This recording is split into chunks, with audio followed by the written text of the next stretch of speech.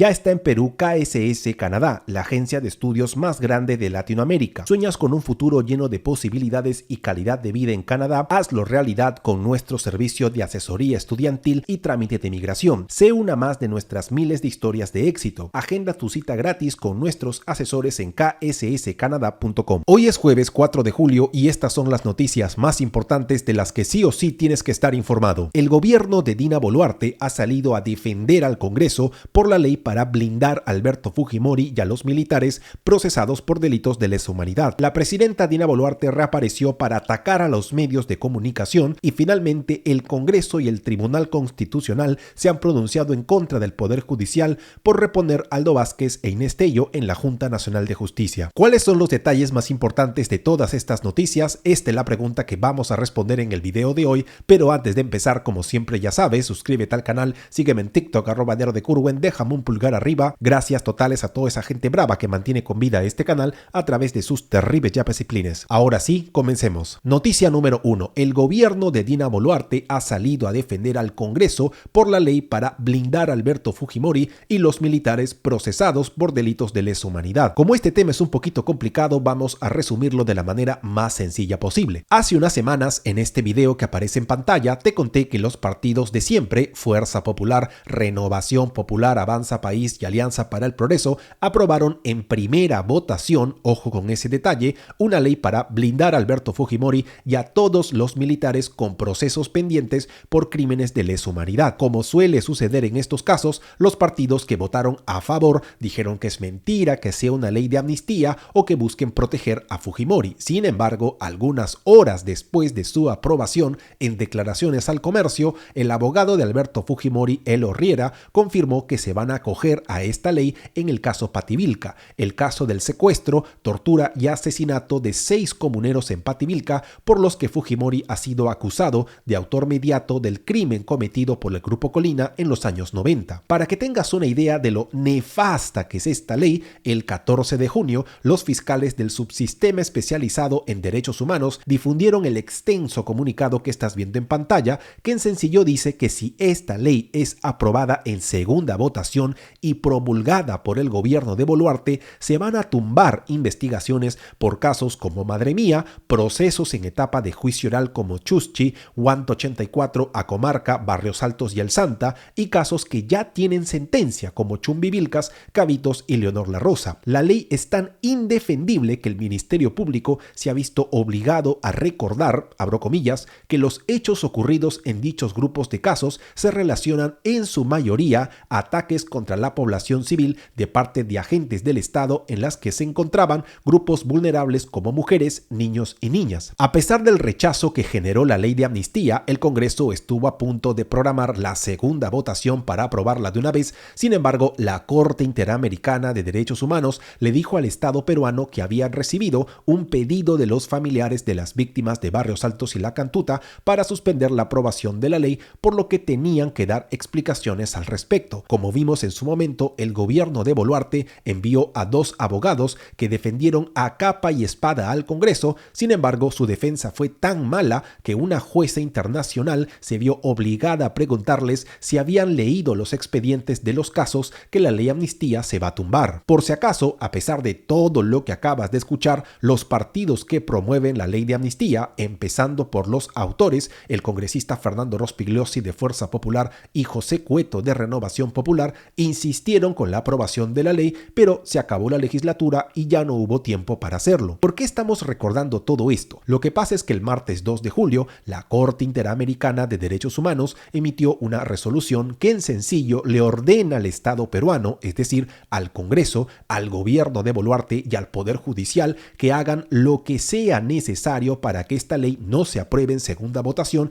ni se promulgue, por todos los daños que van a ocasionar, no solo en los casos por los que se presentó el pedido, es decir, Barrios Altos y La Cantuta, sino también en todos los casos de violaciones a los derechos humanos que mencionamos hace un momento. De acuerdo a la resolución, el Estado peruano tendrá que presentar un informe detallando el cumplimiento de esta orden el próximo 9 de agosto. Que la sociedad civil haya rechazado un proyecto que busca blindar a procesados por delitos de lesa humanidad, que la Fiscalía haya señalado los casos que se pueden tumbar y que la Corte Interamericana de Derechos Humanos Unidos haya emitido una resolución para evitar la barbarie debería ser suficiente para que el Congreso y el gobierno de Boluarte retrocedan, pero como era de esperarse, el día de ayer, miércoles 3 de julio, un montón de congresistas han salido a decir que la Corte no tiene por qué meterse en asuntos internos y la Comisión Permanente ha programado para hoy, jueves 4 de julio, la segunda votación de la ley para aprobarla de una vez. En pocas palabras, un pequeño grupo de congresistas van a desobedecer a la Corte, van a generar otra crisis internacional y todo por blindar a Alberto Fujimori y a los militares procesados por delitos de lesa humanidad. Si el Congreso hace de las suyas, el gobierno de Boluarte, como siempre, se va a hacer el desentendido y va a mirar a un costado, ¿verdad? Bueno, el día de ayer el premier Gustavo Adrianzen ha dicho que está absolutamente indignado no por el Congreso, sino por la decisión de la Corte, que no es posible que hayan dictado una medida cautelar contra un proyecto de ley que no pueden impedir que el Congreso ejerza sus funciones y que en las próximas horas el Congreso, el gobierno de Boluarte y el Poder Judicial se van a pronunciar en contra. ¿No me crees? Escúchalo tú mismo. Indignado. Absolutamente indignado por lo resuelto por la Corte Interamericana de Derechos Humanos, que decide de la manera más insólita y sin que exista precedente alguno en la jurisprudencia de esa Corte, dictar una medida cautelar en contra de un proyecto de ley. Ni siquiera se ha convertido en ley. Y lo que resulta intolerable es que llame a los tres poderes del Estado, de un Estado miembro absolutamente independiente y soberano, para impedir que ejerzan las funciones que constitucionalmente le han sido atribuidas. Hoy día se ha tratado el tema en el Consejo de Ministros y se me ha ordenado tomar contacto con los líderes de los poderes del Estado, me refiero al Poder Judicial y al Poder Legislativo, a efectos de que coordinemos y podamos emitir una respuesta conjunta de los tres poderes del Estado, manifestando, por supuesto, el rechazo a este tipo de disposiciones provenientes de la justicia supranacional. Como acabamos de escuchar, a diferencia de otros casos en los que se meten debajo de la alfombra para ocultar el pacto que mantienen con el Congreso, el premier Adrianzen ha salido a defender con todo y contra todo la decisión del Congreso de aprobar una ley para blindar a Fujimori y a los militares procesados por delitos de lesa humanidad. Pareciera que después de tanto tiempo de ocultar el pacto que todos sabemos que existe, el gobierno de Boluarte ha salido del closet y ha confirmado lo que siempre supimos, que están absolutamente sometidos a los intereses del Congreso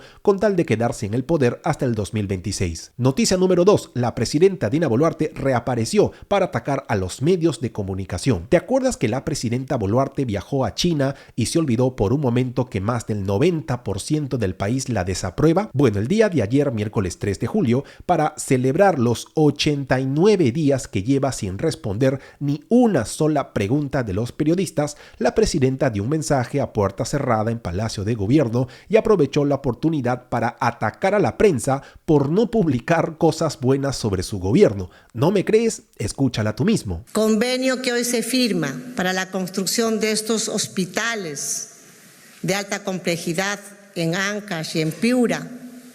La prensa nos ayude a repetirla las 24 horas, así como hacen con las noticias tendenciosas. Repitan esto en sus cámaras, en sus micrófonos. Y estoy convencida que más peruanas y peruanos podrán enterarse de las cosas buenas que este gobierno está haciendo. Como acabamos de escuchar, la presidenta estaba hablando sobre hospitales que supuestamente se van a construir en Piura y en Chimbote. El mensaje fue precisamente por la suscripción de contratos de concesión. Sin embargo, para dejar muy en claro que desprecia el trabajo de los periodistas, a los que encierra y humilla cada vez que puede, aprovechó las cámaras para insultar su trabajo, porque según ella, los destapes en su contra son tendenciosos, es decir, mentiras, y reclamar reclamarles por no publicar noticias que curiosamente sí se publican pero no interesan a nadie más que ellos. El día de ayer, por ejemplo, en todos los medios se ha informado que la presidenta Boluarte se va a reunir con el presidente de Ecuador, Daniel Noboa, en Palacio de Gobierno, y sus ministros y cancilleres van a hacer lo mismo en el marco del encuentro presidencial y gabinete binacional Perú-Ecuador. Así como informaron que esta reunión se va a llevar a cabo el día de hoy, jueves 4 de julio, los medios también han revelado que cuando estuvo en China, el ministro de Transportes, Raúl Pérez Reyes, se reunió con una empresa investigada por la Fiscalía en una carpeta que incluye al expresidente Pedro Castillo y al exministro de Transportes y prófugo de la Justicia, Juan Silva. Como señala el informe de Canal N que estás viendo en pantalla, el ministro, que debió ser censurado por lo que pasó en el aeropuerto Jorge Chávez, pero continúa en el cargo como si nada gracias al Congreso, se reunió con los representantes de China Civil Engineering Construction, empresa que está impedida de contratar con el Estado y ha sido sancionada con casi 6 millones de soles por haber incumplido con un contrato. Finalmente, ¿recuerdas que hace unos días vimos que Dina se quería bajar a la DIVIAC porque le investigan no solo a ella, sino también a su hermano Nicanor Boluarte? Bueno, el día de ayer, en declaraciones a Exitosa, el comandante general de la policía, Víctor Sanabria, confirmó lo que advertimos hace unos días: la DIVIAC será incorporada a la DIRINCRI. En sencillo, esto quiere decir que la presidenta se ha salido con la suya, ya que la DIVIAC no va a desaparecer, pero va a ser debilitada, dejando de ser un problema para el gobierno y sus aliados. Finalmente, noticia número 3, el Congreso y el TC se han pronunciado en contra del Poder Judicial por reponer a Aldo Vázquez e Inés Tello en la Junta Nacional de Justicia. Este tema parece complicado, pero es bastante sencillo. ¿Recuerdas que en el video de ayer te conté que después de todo lo que hizo el Congreso para capturar a la Junta Nacional de Justicia, el Poder Judicial ordenó la reposición de los magistrados Aldo Vázquez e Inés Tello? Bueno, como era de esperarse, el Congreso apeló a la resolución judicial y 7 expresidentes del Congreso, todos de Fuerza Popular, Avanza País, Acción Popular, Alianza para el Progreso y el APRA, por supuesto, publicaron el pronunciamiento que estás viendo en pantalla para rechazar la decisión de reponer a Aldo Vázquez e Inés Tello. Sin embargo, la reacción más descarada de todas fue la del Tribunal Constitucional. Como hemos visto varias veces en este pequeño y humilde programa, los defensores del Tribunal Constitucional dicen que es mentira que obedezcan todo lo que les dice el Congreso, pero el día de ayer, en una entrevista en RPP, el magistrado Gustavo Gutiérrez Tixe salió con todo a cuestionar al Poder Judicial. Usted reconoce que el fallo vale. ¿Perdón? Que el fallo vale. Como le digo, no puedo calificar el fallo, pero sí podría decir que técnicamente. No lo puedo calificar, pero puedo decir que es inoportuno. ¿Inoportuno por qué? Porque creo que los vocales, los jueces, son bastante conscientes de que de por medio hay en trámite un proceso competencial. Y cuando hay una alta corte como un tribunal constitucional en cualquier parte del mundo, por ejemplo en España, cuando un juez observa una inconstitucionalidad, plantea una cuestión de inconstitucionalidad para que el tribunal constitucional resuelva. Sabiendo que el tribunal constitucional está en trámite un proceso competencial, tomando en cuenta que el tribunal ha dispuesto que la Corte Suprema se pronuncie por la magnitud de lo que significa esta decisión, sin embargo la Sala ha continuado en este trámite y ha emitido una sentencia pues que al final podría ser inclusive inocua, y eso es lo preocupante, porque no se puede maltratar tampoco a las autoridades de esta manera, y más bien que lo que hubiera correspondido adecuadamente es que el Tribunal Constitucional finalmente se pronuncie, como de hecho va a tener que pronunciarse.